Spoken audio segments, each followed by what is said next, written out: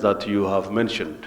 Munini wa murugamiri munene wa kamiti ya kuhurana na GUKUMIO EACC Abdi Mohamud atongoririe maabitha kamiti no aria mekinyirie mbere ya kamiti ya bunge igie guthingatithia urutithia wira wa gatiba magitanywo gutariria wira wao hari kuhurana na cieko cia GUKUMIO bururi-ini. Na haha EACC yarika gutariria morito maria koretwo ikigerera hari kugeria kuhurana na GUKUMIO bururi-ini makiria hari igeria ria gukinyira mabirioni ma mbeca iria ikoragwo ihithitwo mabũrũri-inĩ ma nanja thutha wa kungumio guku bururi-ini.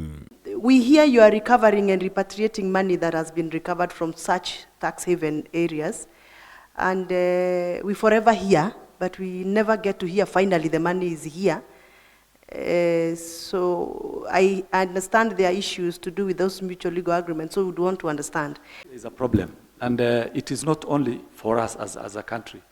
This is a global problem. These islands that you have mentioned have specifically adapted a framework to attract funds from other countries. It is not only money from Kenya that is hidden there. And because it's another jurisdiction, the only avenue open is through the UN Convention Against Corruption. Iguru rio EACC negwetete namba nene ya aruti wĩra thirikari na kambuni cia andũ kĩũmbe arĩa makoragwo na certificate cia mathomo cia Google. Ta thĩna mũnene bũrũri-inĩ ũrĩa mathiĩte na mbere gũthuthuria nginya matigĩrĩre nĩ maũnina. Now the issue of fake certificate is actually our main area now. That is a time bomb in this country. There are so many fake documents. We are investigating people who have worked for even 8 years with fake documents.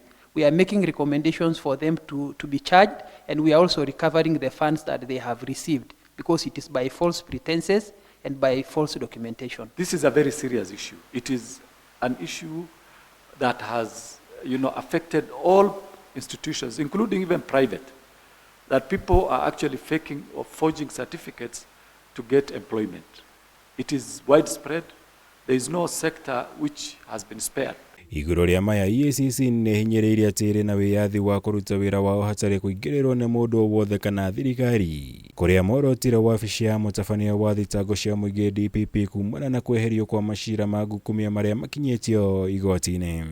As for the withdrawal of cases that have been cited and charging, I want to say that that is the sole mandate of the Director of Public Prosecution.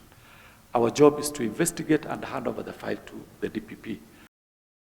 Girivotera Kameme TV, Jitago Mora, Wagunya.